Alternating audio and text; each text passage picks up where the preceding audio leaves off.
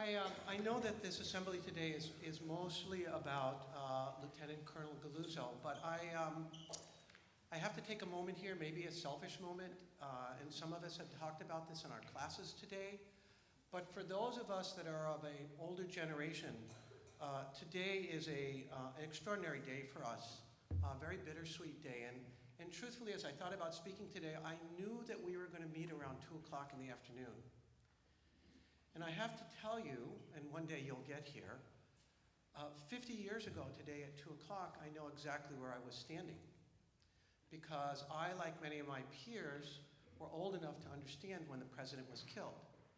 And I was a 7th grader waiting to catch the bus, and a boy who I don't remember anything about other than his name being Alan Dreyfus ran down the hallway yelling, "The president's been shot, the president's been shot."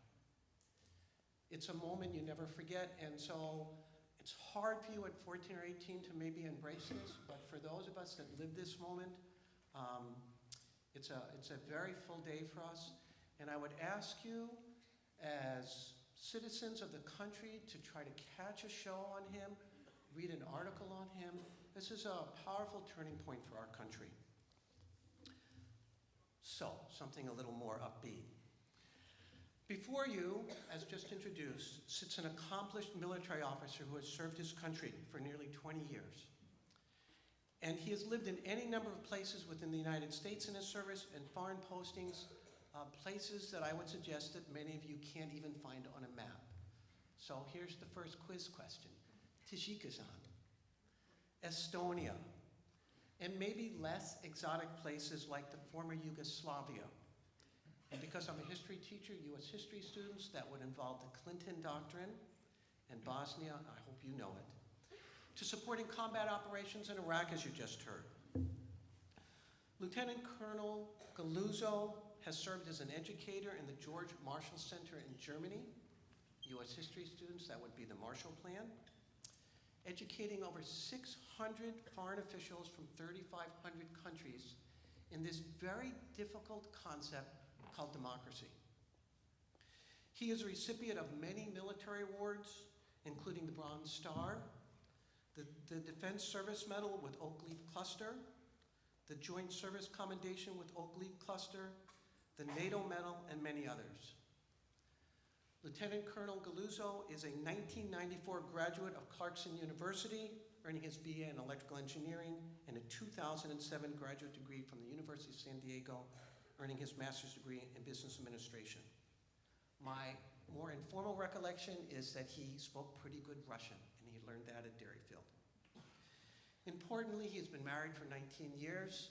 He has a daughter who is a freshman in high school, and it's a wonderful thing that his mother and his sister could join us here today.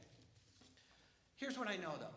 If I'm 14 to 18, I'm listening very politely to resumes, but they don't really mean a whole lot to me. So if you aren't listening, I would ask you to listen now. Ron Susskind spoke to us a month or so ago about using his life as an example for a value that he saw as his core value. And I think we all received the message that he sees adversity as a positive. I would like to offer a different lesson today that Dr. Carter's already mentioned. And I think it's as equally valuable as you live your life. And I think that Jay epitomizes this value. I know if you were to ask my wife what she thought was my principal value in life, she would say that's easy. She would say, for Mr. Berk, because that's what she calls me, she would say, for Mr. Berk, his deepest value is loyalty. And this is what is so special about Jay. In many regards, Jay is all about loyalty. Loyalty to his country, loyalty to his family, loyalty to this school.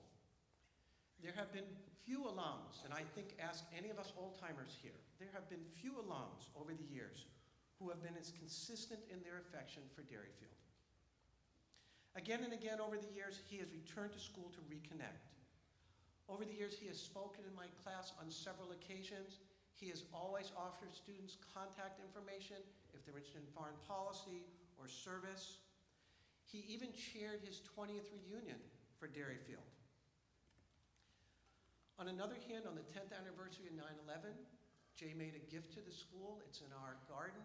as a memorial and a recognition to service members from the Derryfield community.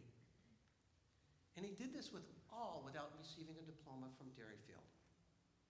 Because Jay, as you've heard, left here after his junior year and literally jumped to his college curriculum. But he didn't have this experience of his senior year, and to be truthful, I never knew that he hadn't received a diploma. I didn't know it. I don't think any of us really knew it until we heard this fall when a friend of his, a fellow alum, contacted the school. So here's the important part. It never stood in his way of affection for this school and his loyalty to this institution. The last piece I would give you that symbolizes Jay's loyalty and why he's so deserving of this moment today is every day when you walk past the Cougartron, if you're walking past it going to the science wing, on the right-hand side is a bronze star and American flag. That's Jay's bronze star.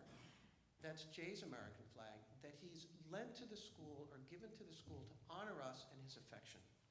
So it is my privilege to invite Dr. Carter to come up here and present Lieutenant Colonel Jay Coluzzo with Derryfield's first honorary diploma.